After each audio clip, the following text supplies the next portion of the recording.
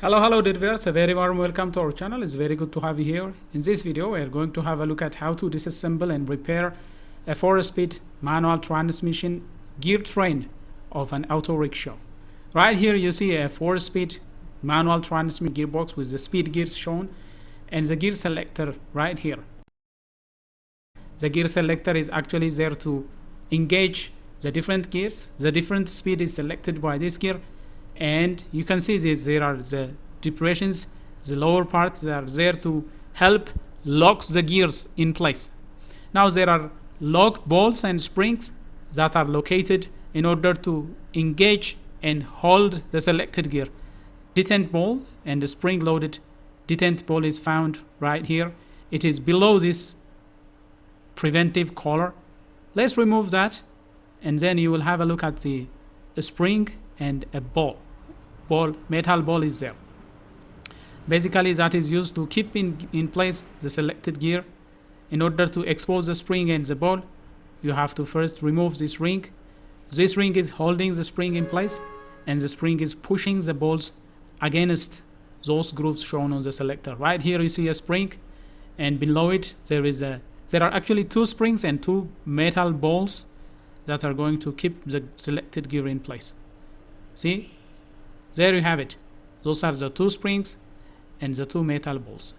Basically what they do is they keep this gear selector in place. Spring will be like so, then holding the ball down, it will keep it in place. Unless the driver selects another gear, the spring loaded ball will keep it in place. The selected gear will be kept in place. For example, if you are on second gear, unless the driver selects another gear, unless he downshift to first gear or upshift to third gear, the spring and the ball assembly will keep it in place. So this is how you remove the detent ball and the spring.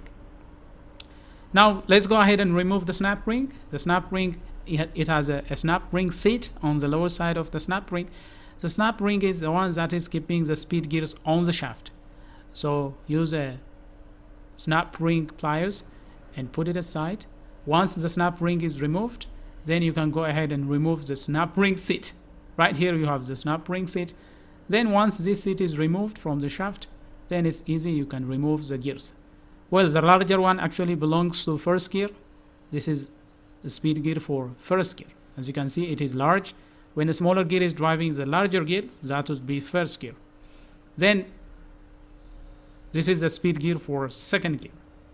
It's a little lower than the first gear and a little higher than the third gear. This is a speed gear for second gear. Always make sure that you remember the direction of assembly when you're going to reassemble. And every time you disassemble speed gears, try to investigate it visually. Look at the teeth, look at the surface. If there are any burn marks, if there are any broken tools, you have to have a look. That is for third gear. And right here we have the fourth gear. This is the speed gear for fourth gear. Well, all the gears are good. In our case, all the speeds are good. All the speed gears are good. And on this auto rickshaw, speed is actually selected by that star. There is a cross member that will transmit a speed gear torque, speed gear power to this shaft. The transmission shaft will receive power via the cross. There is a cross, and the bolt that is holding the cross will be prevented from loosening by a lock washer. Right here, we're trying to deform the lock washer. The lock washer will be installed in order to prevent loosening of the star screw. It's a very tough connection, and it's a little bit challenging to take it out. Taking this out is a little bit challenging, and it is not a normal thread. A normal thread, when you turn it clockwise, it will be tightening. When you turn it unclockwise, that will be loosening. But when it comes to this speed gear, it is a vice versa. When you turn it clockwise, that will be loosening. When you turn it counterclockwise, that will be tightening. So it is opposite to the nominal thread. Transmission lock nuts are usually turned in opposite direction to the normal thread.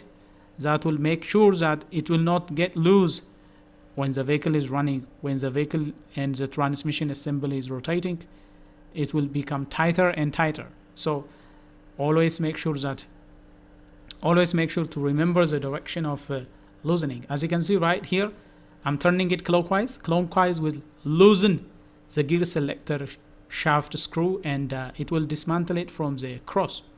Once it is dismantled from the cross, then you can replace the cross. You can inspect the condition of the cross. As you can see, there are some chamfers and some irregularities on the cross end. Those cross ends are the ones that are responsible for receiving power. As you can see now, the screw has been removed.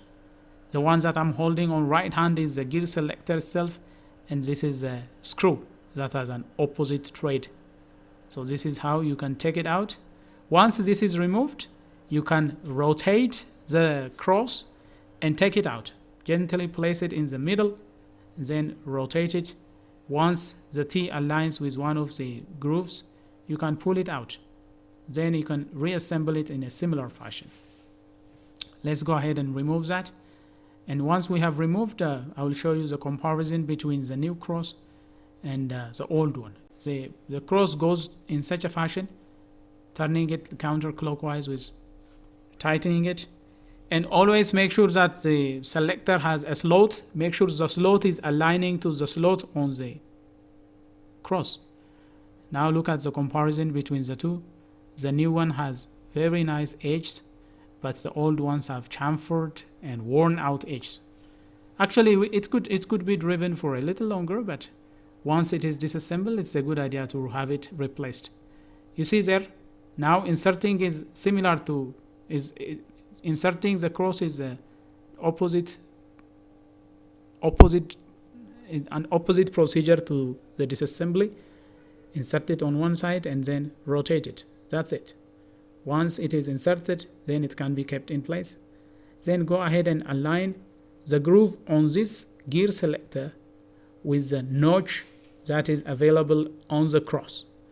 And always make sure that it is not misaligned.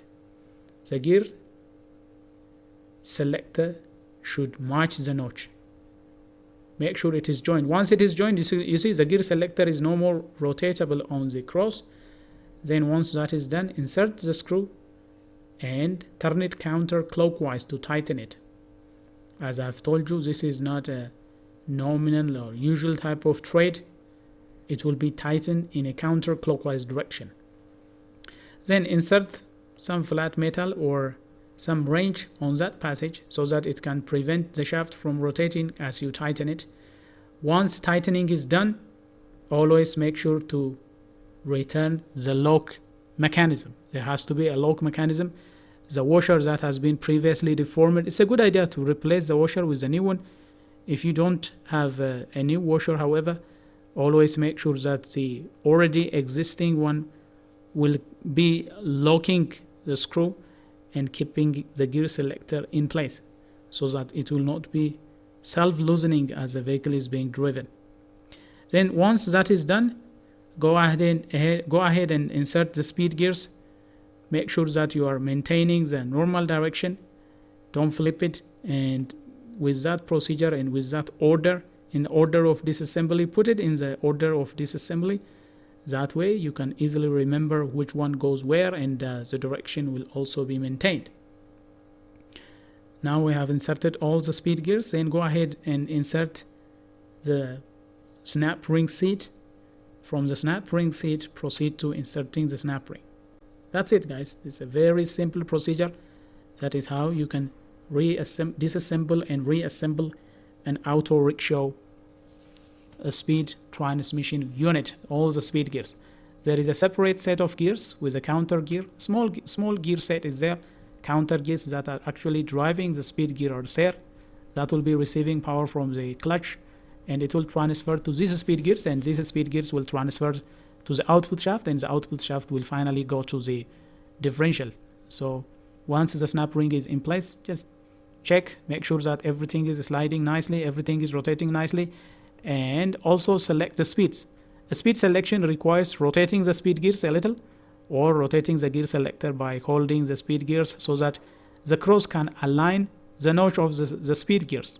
Once you make sure that all the speed gears can easily be selected, then go ahead and put in place the detent ball and spring.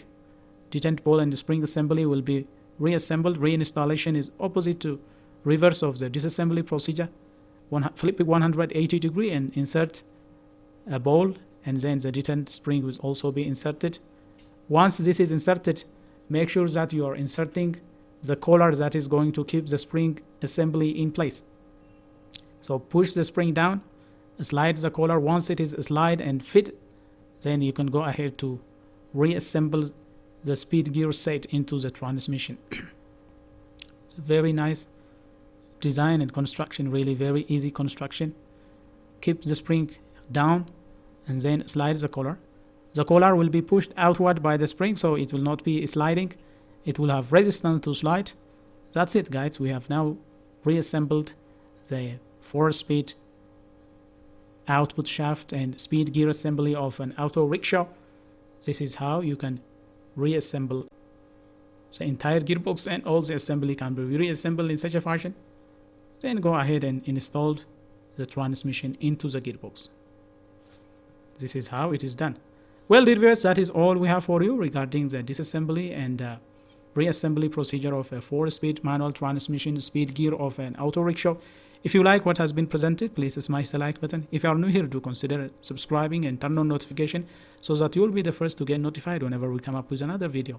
Till then, stay safe.